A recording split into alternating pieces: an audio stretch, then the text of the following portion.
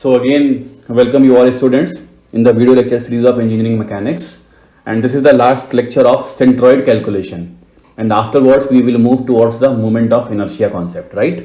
So let us read the problem, what the problem says, और फिर question को solve करते हैं। देखिए क्वेश्चन कह रहा है determine the coordinates of the centroid of the plain area, underline the word centroid of the plain area. आपको रिकॉल करा दूं कि लास्ट प्रॉब्लम में हमने फ्रस्टम सॉल्व किया था, तो वहां एग्जामिनर ने कहा था centre of gravity of the body, right, that was 3D, और जहां दो अजम्पशन लगाई थी, density constant and one was second assumption we have taken that uniform, that is constant gravity, not distributed gravity, uniform gravity. In this case, examiner is talking about what? Centroid of plane area. That means it is already mentioned, it is a 2D body.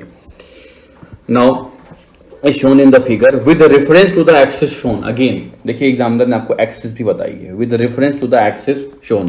तो exam x axis भी दे रहा है और y axis भी दे रहा है. And this complete figure is neither symmetrical about x nor y. तो बच्चों यहाँ x बार भी निकालना है और y बार भी निकालना होगा. And one more information is given. Take x is equal to 40 mm. That means all dimensions are given in terms of x. That means it is x times of the given value. तो जो भी value आएगी x से multiply कर देंगे, will get the answer. वो हमारे लिए इशू नहीं है। तो क्वेश्चन को समझते हैं कि सॉल्व करने के लिए first you need to identify कि इसमें कितनी ज्योमेट्रीज दी गई हैं। तो देखिए total figure is composed of what? 5 geometries. कैसे? एक तो आपके पास देखो, मैं मार्क कर रहा हूं O, A, B और C। ये एक रेक्टेंगल है, नंबर 1 यही लिखता हूं, रेक्टेंगल है। This is of OABC। Second मुझे मिल रहा है ट्रायंगल, देखिए ADE का ट्रायंगल है,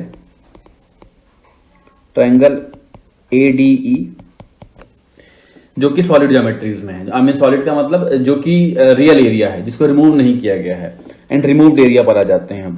थर्ड इज, ये देखिए सेमी सर्कल है, ई के बाद मैं लिखता हूं F एंड G और H। तो रिमूव्ड एरिया में सेमी सर्कल है, semi circle which is given by FGH। Good, FGH को हमने क्या किया हुआ है? रिमूव किया हुआ है। Fourth is the removed area, let me right FGH I J and K। तो एक स्क्वायर रिमूव किया गया है, दिस स्क्वायर इज CIJK, और एक रिमूव किया है quarter circle. Quarter circle is also removed, जिसको लिख सकता हूं L एंड M नाम दे देते हैं। तो दिस इज L, M और B, राइट। तो आपको दिख रहा है कि इसमें 5 ज्योमेट्रीज का कॉम्बिनेशन है। अच्छा क्वेश्चन है, सब कुछ इसमें इन्वॉल्व कर लिया है इसी प्रॉब्लम में। तो देखिए बच्चों, क्वेश्चन तो सिर्फ एक बहाना होता है, इसी क्वेश्चन के माध्यम से आपको बहुत कुछ सिखाना होता है। तो मैं प्रॉब्लम को ऐसा चूज करता हूं कि इसमें बहुत सारी वैरायटीज आपको मिल जाएं और एक ही प्रॉब्लम में ज्यादा ज्यादा चीजों को समझाया जा सके। द थिंग इज कि आप बिल्कुल कॉन्शियस होकर के समझिए क्या कह रहा हूं, लैंग्वेज पर मेरे ध्यान दिया कीजिए, और फिर आप किसी प्रॉब्लम में अप्लाई करेंगे तो उम्मीद है फंसेंगे नहीं आप करने के लिए। But you need to do some effort कि आप कॉन्स्टेंटली समझते रहिए क्या कह रहा हूं। तो यहाँ देखो, सभी में एक ही मेथड लगाते हैं, समझते हैं ध्यान से। क्या? 2 ज्योमेट्री तो ऐसी है कि जो रियल है, जिसको मुझे ऐड करना है, और 3 को सब्सट्रैक्ट करना है। तो क्या फॉर्मूला यूज करने वाला हूं आपको समझ में आ गया होगा कि ये 2D है, तो मैं एरिया के टर्म में बात करूंगा, और एरिया के टर्म में बात करूंगा तो एक्स बार और वाई बार दोनों ही कैलकुलेट करेंगे। तो बच्चों एक्स बार के लिए हम क्या इक्वेशन लगाते हैं?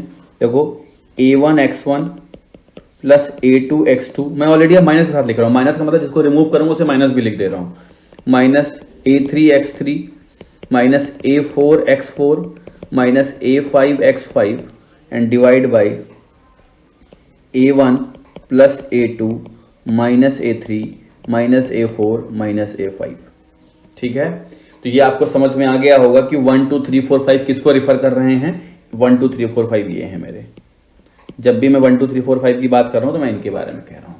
ठीक है, नाउ सिमिलरली अगर मैं y बार की बात करूं तो आप समझ सकते हैं अब A1 y1 plus A2 y2 minus A3 y3 minus A4 y4 minus A5 y5 divide by A1 plus A2 plus A3 minus A4 minus A5। ठीक है, तो अभी मैं क्या करने जा रहा हूं कि सभी पांचों फिगर को पहले डिसमेंटल करता हूं, सबको अलग अलग करता हूं डायमेंशंस के साथ, और फिर हम उसको सिंप्लीफाई करेंगे। राइट, तो मैंने आपके लिए करके रखा है ये काम, ये देखिए, very good, this one.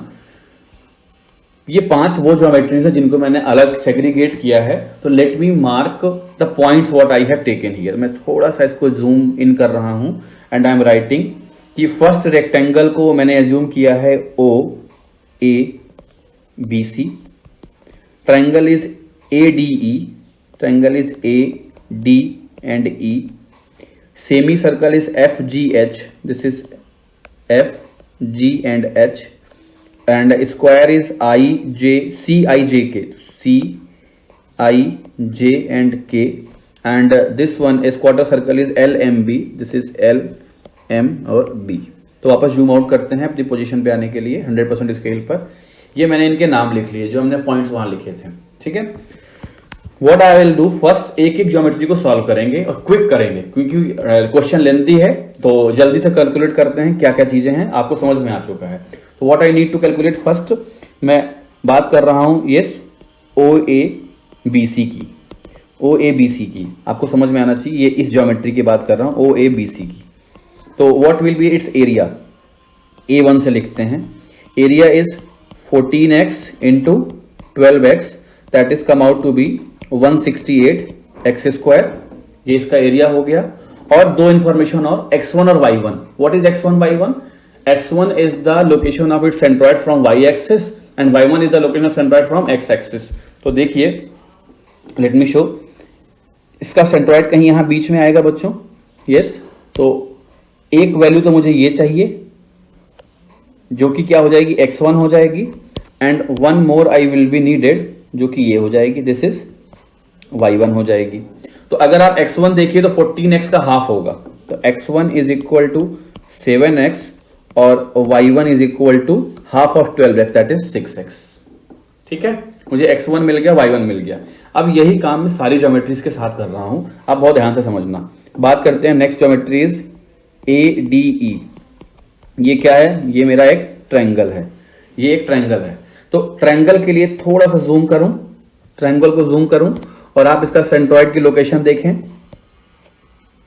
Centroid की लोकेशन ट्रेस करते हैं, दिस वन, जिसकी वैल्यू यहां से लेकर के यहां तक और यहां से लेके मुझे यहां तक, ये दोनों वैल्यूज की जरूरत होगी। तो ट्रायंगल का सेंट्रॉइड बॉटम से 1/3 ऑफ टोटल हाइट होता है। तो ये वाली वैल्यू देखिए, this horizontal value is how much, 6x/3 which is equal to 2x, and this vertical value is how much, 4x/3।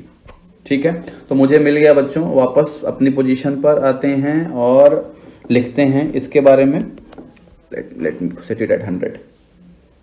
पहले इसका एरिया, तो एरिया इसका कितना आ गया, 1/2 into height 4x into base 6x, तो ये हो गया 12x square, yes. x2 I am getting, हाँ एक बात और, x2 की जो वैल्यू है आपको 2x तो ये दिख रही है, दिस 2x, लेकिन ये 2x वापस अगर अपने फिगर में जाएं तो आपने ये 2x कैलकुलेट किया है, this one you are getting 6x का 1/3 है, दैट इज 2x है। पर लेना कहां से है, मुझे लेना तो इस एक्सिस से है ना बच्चों। थोड़ा सा बोल्ड करता हूं एक्सिस को, तब ज्यादा अच्छे से विजिबल होगा आपको। मुझे लेना है इस एक्सिस से, ये देखो,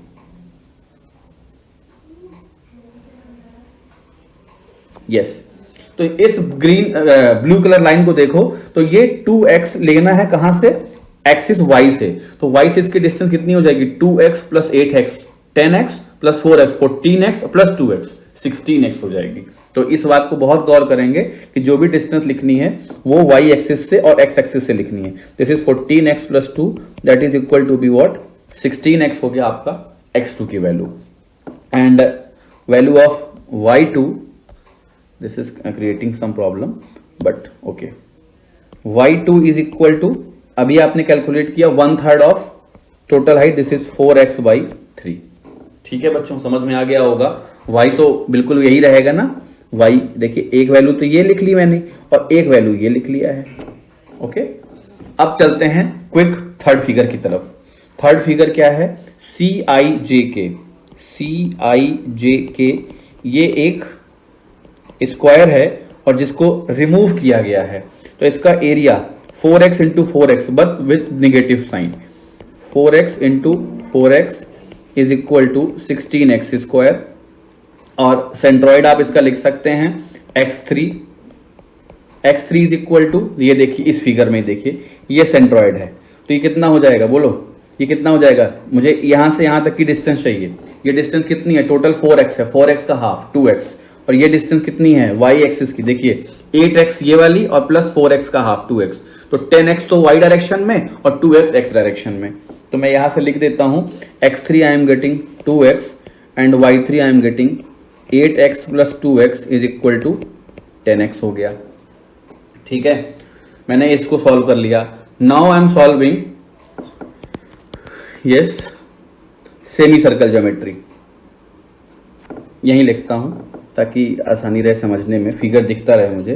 तो सेमी सर्कल एफ जी और एच, एफ जी एच का एरिया बताइए कितना हो जाएगा बच्चों? A4। A4 is pi R square का हाफ हो जाएगा, minus half of pi times r is 4x whole square and this value is come out to be minus 8 pi x square। yes, ठीक है। अब देखो x बार और y बार, मतलब x 4 बार और y 4 बार, ये इंपॉर्टेंट है समझना क्या है। देखो फिगर में आते हैं। y 4 बार तो आपकी ये वाली वैल्यू है, रेड कलर से शो करता हूं, दिस वन, ये वैल्यू y 4 बार है। तो अगर मैं इसको लोकेट करना चाहूं तो हम पढ़ चुके हैं इट इज 4r बाई 3 पाई पर।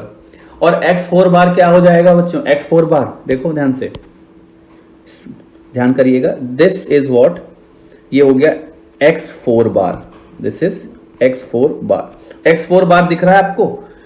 2x ये है और 8x का हाफ 4x, यानी x4 बार इज 4x हो गया, और ये y4 bar is 4r by 3 पाई। तो यहां से क्विक सॉल्व करते हैं। x4 bar what value I am getting, this is 6x। x4 बार का मतलब मैंने फिर से बता दिया आपको एक बार फिगर में, और देखो ये हो गया 4x यहां तक की वैल्यू और प्लस 2x, तो 6x हो गया, यानी कि ये टोटल जो वैल्यू है this is come out to be 4x, और ये वैल्यू जो है ये वाली दिस इज 4r बाई 3 पाई। तो मैं यहां लिख देता हूं 4r बाई 3 पाई, और r की वैल्यू ऑलरेडी किसके बराबर है? 4x के बराबर है। तो 4 by 3 pi into 4x is equal to what? 16x divide by 3 pi. मुझे बच्चों y4 मिल गया क्विक। अब बात करते हैं, एक ज्योमेट्री और है हमारे पास which is what? Quarter circle. Quarter circle को भी यहीं लिखता हूं या शो करने के लिए यहां लिखते हैं। क्वार्टर सर्कल क्या है बच्चों? LMB। LMB ये कुछ ऐसा है, ऐसा क्वार्टर सर्कल है जिसको रिमूव किया गया है। ठीक है, अच्छा मुझे यहाँ ये हैच लाइन नहीं दिखानी चाहिए क्योंकि ये रिमूव है, तो इसको सिंपल एक स्क्वायर से शो कर देता हूँ, ऐसे ही है। ओके, अब इस क्वार्टर सर्कल के लिए एरिया कितना हो जाएगा? सर्कल के एरिया का 1/4, तो पाई आर स्क्वायर बाई 4 A5, और रिमूव्ड एरिया है दिस इज माइनस पाई, और r की वैल्यू दी गई है 4x square divide by 4, it is come out to be 4x square. Yes, x5 और y5, x5 and y5, x5 and y5। Again see the figure, ये figure है, देखिए इस फिगर को ध्यान कीजिए।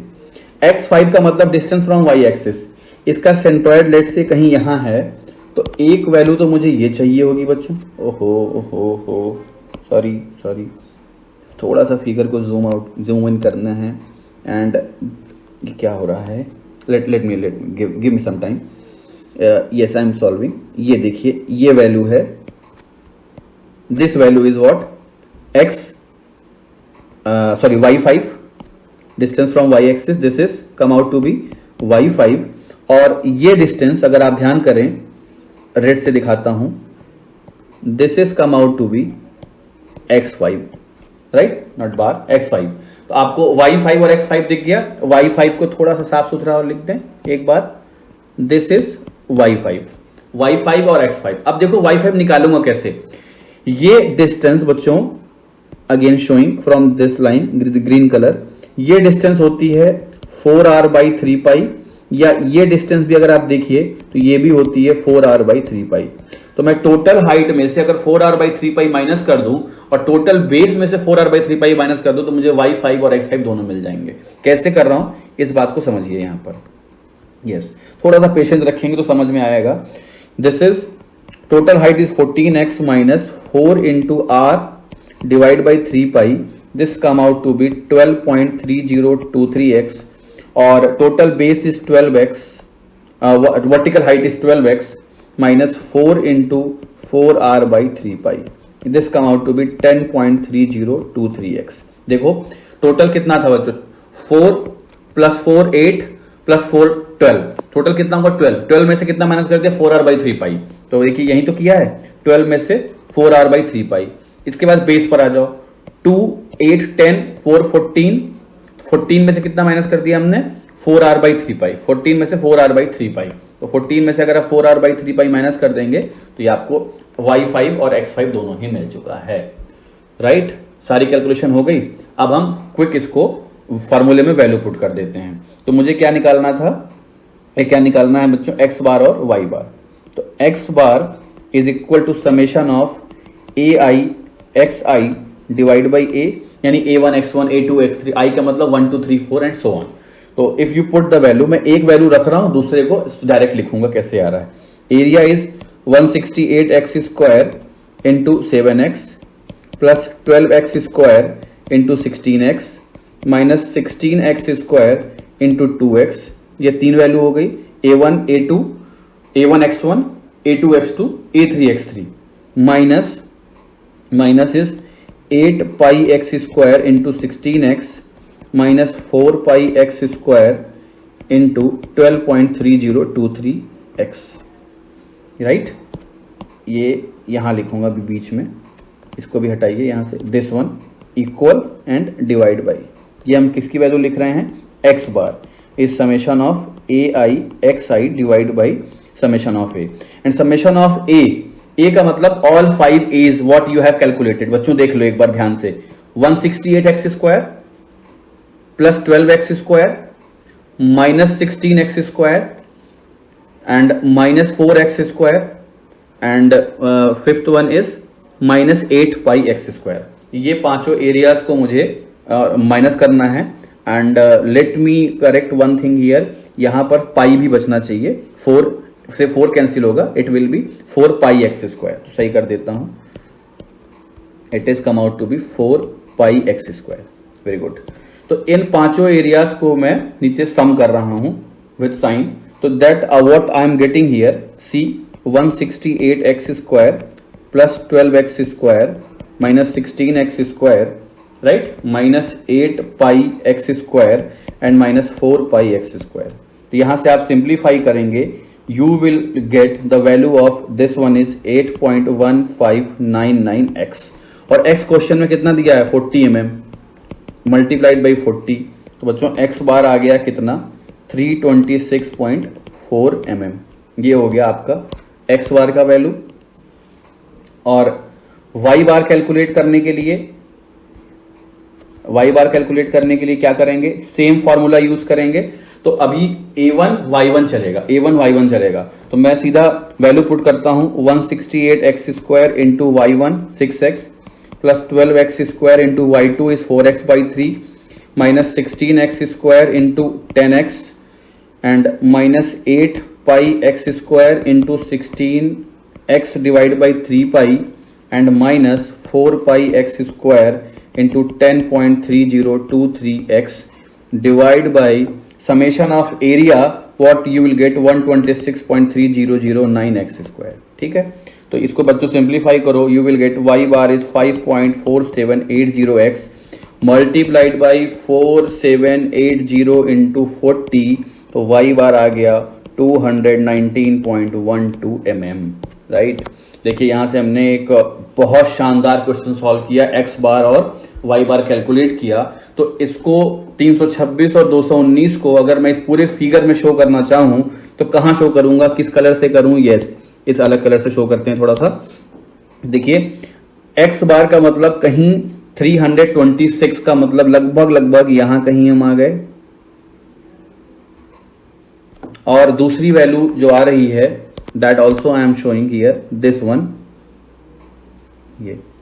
ये स्केल पर नहीं है, एक रैंडम बता रहा हूं कि आप इसको एग्जैक्टली मेजर नहीं कर सकते, अगर स्केल से आप मेजर करें तो होगा, मैं एक रैंडम बता रहा हूं कि जो इसका सेंट्रॉइड पॉइंट है वो ये है, लाई करेगा, जिसके दो कोऑर्डिनेट क्या मिले बच्चों, X bar comma Y bar is come out to be, X bar is how much I am getting, yes yes yes yes 326.4 mm, comma this is 219.12 mm हटा देते हैं यहाँ से, और कॉमा 219.12। ये हमने एक बहुत शानदार क्वेश्चन सॉल्व किया, और इसी के साथ उम्मीद करता हूँ आपको सेंट्रॉइड बहुत हद तक क्लियर हुआ, सेंटर ऑफ ग्रेविटी क्लियर हुआ। In the next lecture I will start moment of inertia. Till then revise and have patience to solve the numerical. Thank you.